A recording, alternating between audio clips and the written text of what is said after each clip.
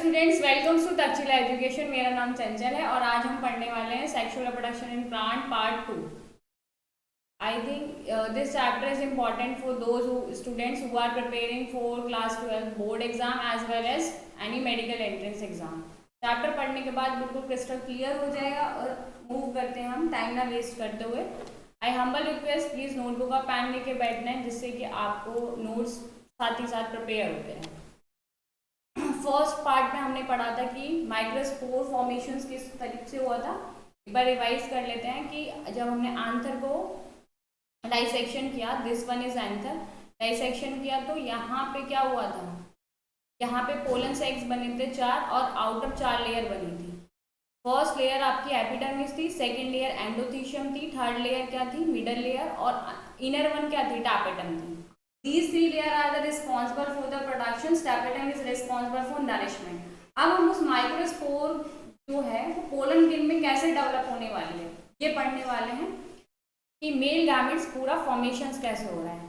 तो फर्स्टली हम बात करते हैं एक्सपेंशन। द माइक्रोस्पोर फॉर्मेशन हो रहा है, वहां पे एक वैक्यूल है, वो क्या होगा, लार्ज होगा। देन सेकेंड क्या होगा, microspore nucleus displace to eccentric position microspore wall. मैं आपको रिप्रेजेंटेशन दिखाती हूँ।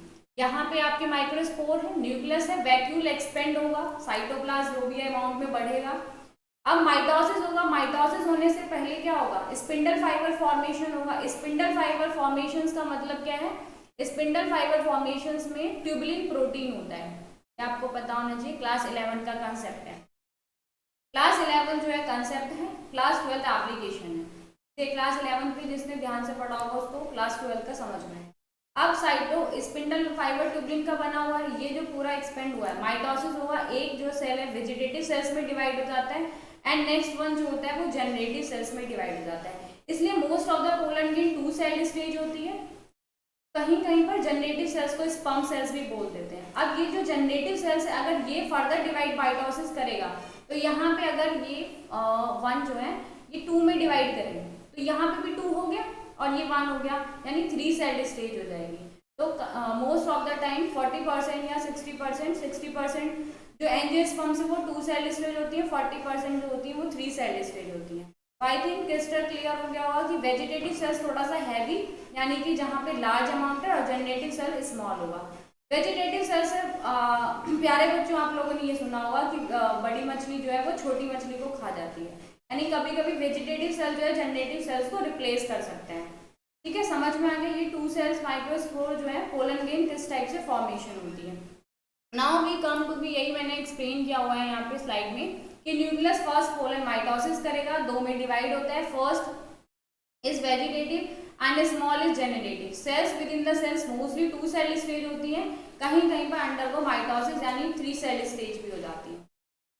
Now move to be the sperm cells are form enclosing vegetative cytoplasm। मैंने बताया मोस्टली कभी कभी क्या होता है 3 सेल स्टेज में भी पोलन ग्रेन कम आउट हो जाती है। अब बात करते हैं वेजिटेटिव सेल्स और जनरेटिव सेल्स में, और आपको कंसेप्ट यानी डिफरेंस क्लियर हो जाए तो वेजिटेटिव सेल्स हमने क्या था, साइज में कैसा होगा, खाता पीता है, यानी बिगर साइज का होगा। जनरेटिव सेल्स थोड़ा सा स्मॉल होता है।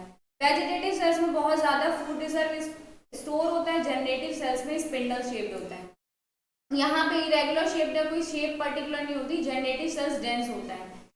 जब भी पोलन ट्यूब की ग्रोथ होती है तो वेजिटेटिव सेल्स नरिशमेंट करता है, जनरेटिव सेल्स क्या करता है, नहीं करता। नरिश करने का काम जनरेटिव सेल्स का नहीं होता, सिर्फ फ्लोट करता है, कहाँ पर, साइटोप्लाज्म में।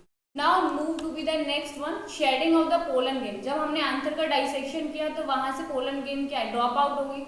अब ये जो पोलन ग्रेन है मैच्योर हो गया, क्लियर हो गया कि 2 सेल स्टेज है या 3 सेल स्टेज है। तो ये जो पोलन ग्रेन होती है वो कहाँ जाएंगे, स्टिग्मा पे जाएंगे। अब इंडियन कल्चर में जैसे दूल्हा है दुल्हन है तो दूल्हा दुल्हन का एक प्रॉपर क्या होगा, मुहूर्त निकलता है। इसी टाइप से पोलन ग्रेन का राइट टाइम होगा, हम आगे पढ़ेंगे, उसे वाइबिलिटी बोलते हैं, कि वो जब तक एक्टिव फॉर्म में है, जब तक वो फ्यूजन कर सकता है, उसकी जो कैपेसिटी होती है, तो that is a pollen viability बोलते हैं। यहाँ पे हम बात कर रहे हैं कि पोलन ग्रेन जो है माइक्रोस्पोर एक्सपेंड होकर पोलन ग्रेन बाहर आ गए और वो कहाँ चले जाएंगे, स्टिग्मा में। लेट अस सपोज स्टिग्मा आप ऐसा मान सकते हो जैसे हेलीकॉप्टर के लिए लैंडिंग करने के लिए जगह चाहिए होती है, as a stigma is a landing portion of the pollen grain. Now we come to B the next interesting fact, pollen grain male gametophyte होता है, क्लियर। पोलन ग्रेन की स्टडी को हम क्या बोलते हैं? The study of pollen grain is known as paleology, paleology, ठीक है। उसके बाद अगर पोलन ग्रेन के बारे में स्टडी करना होता है तो हम स्टोर करके भी रखते हैं, लार्ज साइंस म्यूजियम में भी स्टोर, या किसी भी प्लांट की स्टडी करनी होती है -196 डिग्री सेल्सियस लिक्विड नाइट्रोजन में अगर स्टोर करते हैं, the process is known as cryo preservation. ये पूछ लेते हैं 1 मार्क क्वेश्चंस में, what is a cryo preservation या what is the meaning of cryo preservation.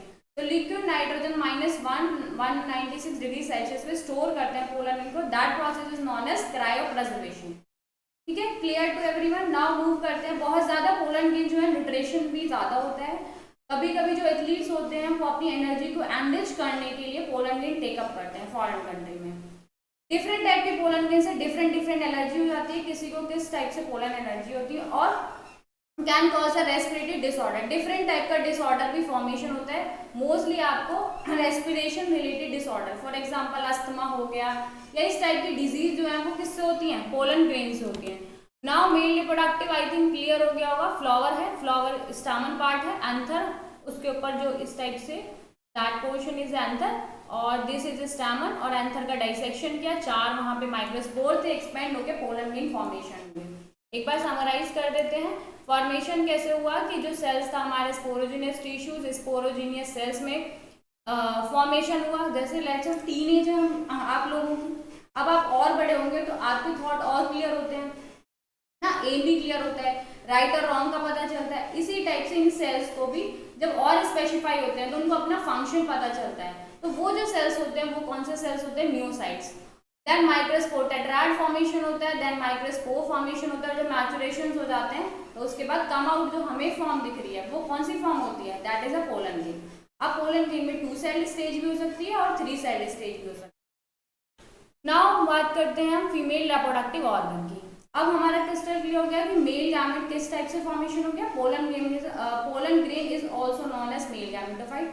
Now we discuss about the female reproductive part. Female reproductive organ में stigma, style and ovary, these portion are the including in carpel, ठीक है। Stigma क्या करती है? Landing portion है, style elongated, वहां से जो है पोलन एंट्री करेगा। Ovary that is a basal part. 1 by 1 हम इनके फंक्शन डिस्कस करते हैं, उससे पहले एक चीज देख लेते हैं, that one single pistil. Pistil में कौन कौन सा पोर्शन आता है? Stigma, style and ovary. Single pistil है, that is a monocarpellary, example mango and avocado. Example is the most important, पूछ लेते हैं कि सिंगल पिस्टल्स का एग्जांपल बताओ। मोर देन 1 पिस्टल है, that is multicarpellary, example strawberry. Syncarpous है pistil जहां पे फ्यूज्ड होते हैं, दैट इज पेपेवर। एपोकार्पस में pistils are free, that is example of Michelia. Structures of pistils I think should be clear. Stigma, that is landing portion, style is elongated, ovary is a basal bulb, past को हम क्या बोलते हैं? Pistil। 1 by 1 functions mention है, 1 mark questions में आ जाते हैं। Starting वाले चैप्टर से 1 या 2 मार्क्स ही इंपॉर्टेंट है और आपको इसमें टर्मिनोलॉजी में क्लियर होना चाहिए। ओवरी क्या है? That is a basal enclose part of the carpel. Ovarian cavity is term as lobule and close the ovule. तो मेगास्पोरेंजियम जो है वो किसमें है? ओवेरियन में है, यानी ओव्यूल पोर्शन को ये मेगास्पोरेंजियम कहते हैं। मेगा मतलब फीमेल गैमेट फॉर्मेशन हो रहा है, और अगर माइक्रोस्पोरेंजियम की बात हो रही है तो मेल गैमेट फॉर्मेशन हो रहा है। थर्ड, ओव्यूल्स जहां पर अटैच है उस स्ट्रक्चर को, जैसे ह्यूमन रिप्रोडक्शन में भी प्लेसेंटा होता है, इसी टाइप से ओव्यूल्स में भी प्लेसेंटा होता है। अब बात करते हैं स्टाइल की। Style is elongated tube like structures, I think clear कर दिया। स्टिग्मा क्या होता है? Located at expose end of the style, यानी कि जहाँ पे स्टाइल जो है वो लोकेटेड है उसे बोलते हैं स्टिग्मा। स्टिग्मा का फंक्शन क्या होता है? दैट इज जब पोलन ग्रेन आएगा तो रिसेप्टिव कौन करेगा? उसे कैच, उसमें रिसेप्टिव जो सरफेस होगा वो कौन सा होता है? स्टिग्मा।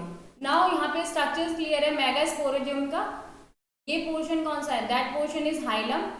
उसके बाद अपोजिट एंड पे जो होता है, this one is chalazal pole. Nucleus क्या होता है? Inner cell mass, inner cell mass. Inner integument और आउटर इंटीग्मेंट दोनों क्या है? That is a protective layer, that is a protective layer. Micropyle is a small opening that entry in the, किसमें करेंगे? Pollen grain, small opening. Funicle to attach होगा और hilum यहाँ पे क्या करेगा? अटैचमेंट का काम करेगा। अब यहाँ पे 1 by 1 फंक्शन हम डिस्कस करते हैं। Funicle stalk that attach the ovule to the placenta. Ovule जब प्लेसेंटा से अटैच है उसे स्टॉक को फनिकल कहेंगे। ओव्यूल और फनिकल ये टर्मिनोलॉजी बहुत ज्यादा इंपॉर्टेंट है, इसलिए ध्यान से सुनना है। हाइलम क्या करता है, ओव्यूल और फनिकल के बीच का जंक्शन होता है। इंटीगमेंट बता ही दिया मैंने, प्रोटेक्शन का काम करेगा। माइक्रोपाइल स्मॉल ओपनिंग होगा। कैलेजा बेसल पार्ट होगा ओव्यूल का। न्यूक्लियस इनर सेल्स मास होगा और फीमेल गैमेटोफाइट लोकेटेड होगा कहां पर, न्यूक्लियस पे।